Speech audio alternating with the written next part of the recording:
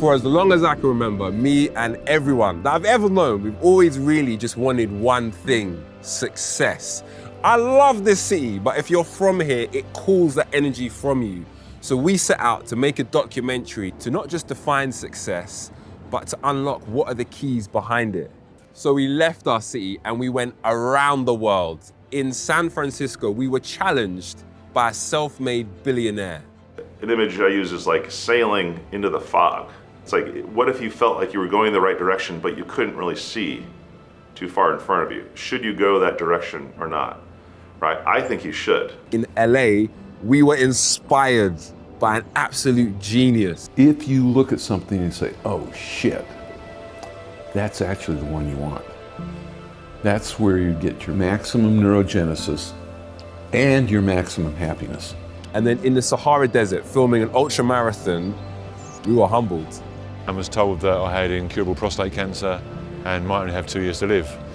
I have a choice every day, I can give up, I can be sad about it, or that day I can say, no, I'll be happy and just get out there and live for what I can do. And that's what I try and do every single day.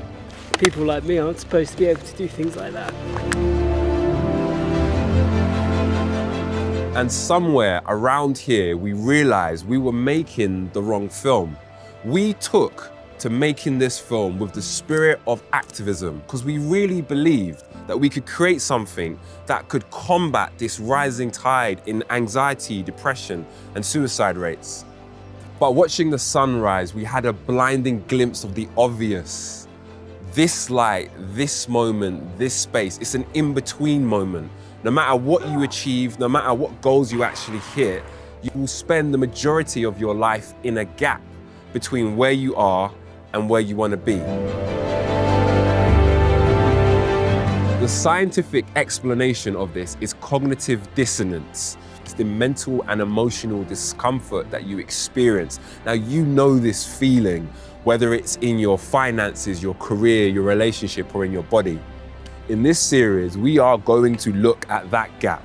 We're going to speak to a variety of people. Now, some of them you know, some you don't, from entertainment, from sports, from film, from music, and hidden little pockets of life, to understand what are actually some of the best breakthroughs, ideas, and techniques that people at the top of their field are using to mind their gaps. Success, I would say, is helping someone else to be a success. And what you get out of helping someone else is that sense of connection, because we're actually biologically wired for connection. It actually produces physiology, beneficial physiology that's immensely good for the heart. You know this gap, but here's the thing, you're not alone. The whole world right now is collectively acting out from our experience of this gap. So maybe now is the time for us all to just take a pause and mind the gap.